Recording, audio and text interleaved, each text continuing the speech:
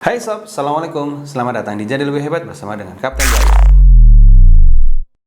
Oke, hari ini kita akan membahas satu hal yang penting. Kita ngomongin tentang tahun 2023 dan bagaimana sih kita melakukan marketing untuk tahun 2023.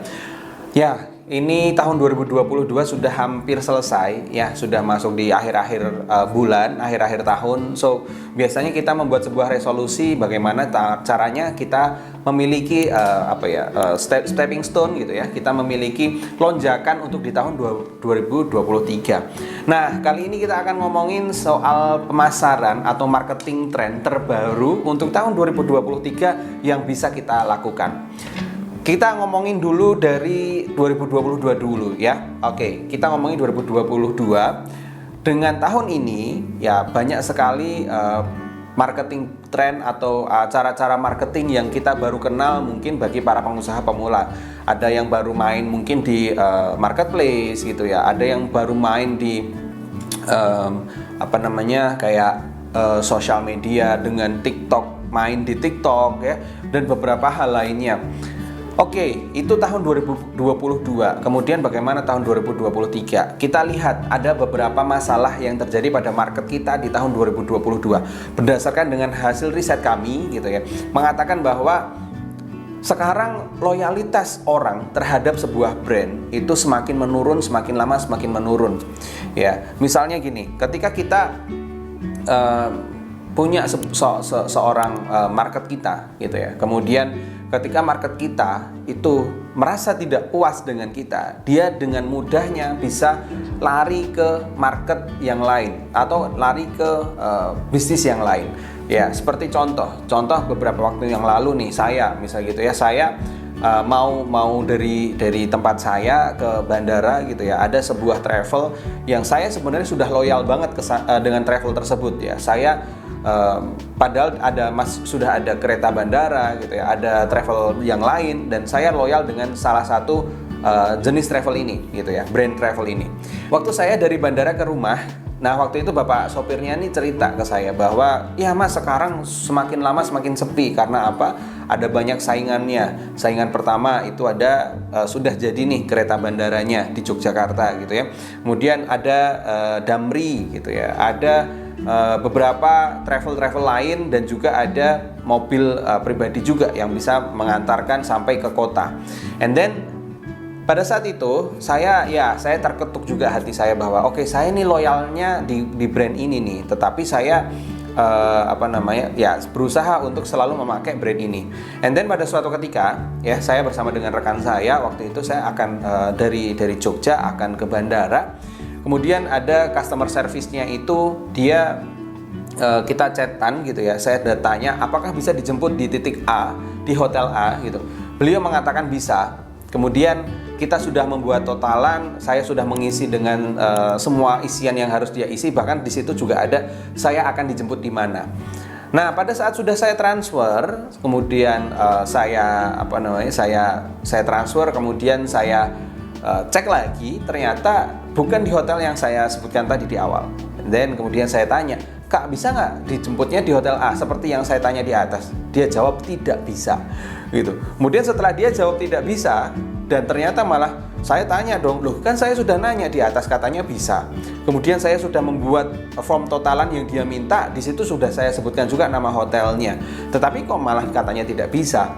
Dan pada saat itu beliau malah ngechat saya dengan caps lock gitu ya, kata-kata besar semua bahwa sudah dijelaskan dan sebagainya gitu, dengan kata-kata yang besar ya. Oke. Ya, ini pembelajaran buat kita bahwa mulai sekarang saya akan blacklist tuh travelnya.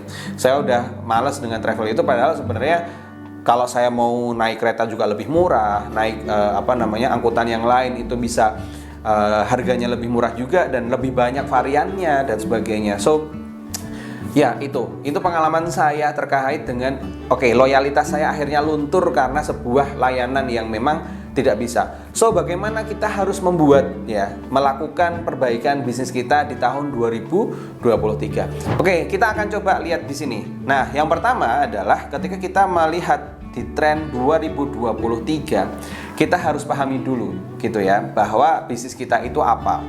Kemudian ada titik di mana kita harus memiliki layanan yang terbaik di sana. Saya coba tuliskan di sini sebentar. Nah, oke, yang pertama adalah kita harus bisa memahami dulu. Yang pertama adalah apa bisnis kita?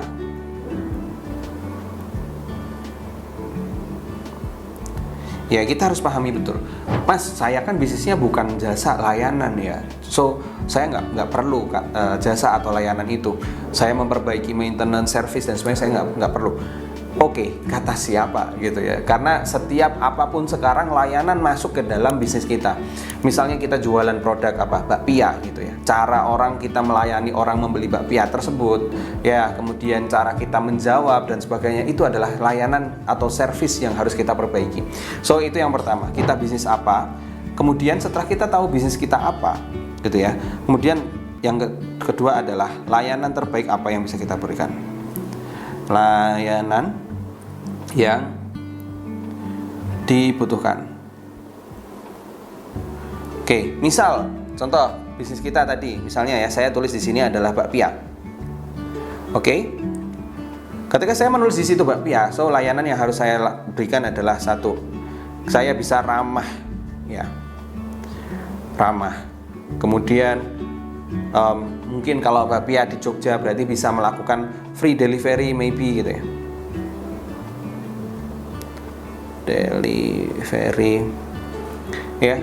Kemudian yang ketiga misalnya kita bisa memberikan follow up gitu ya. Oke, kita bisa memberikan follow up ketika misalnya dia sudah pernah beli, kemudian beli lagi gitu ya kepada pelanggan. Oke ya, jadi kemudahan dari pelanggan tersebut. Nah, kedua hal ini yang sangat-sangat harus kita butuhkan.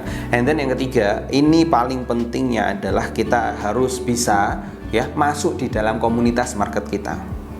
Masuk dalam komunitas market kita.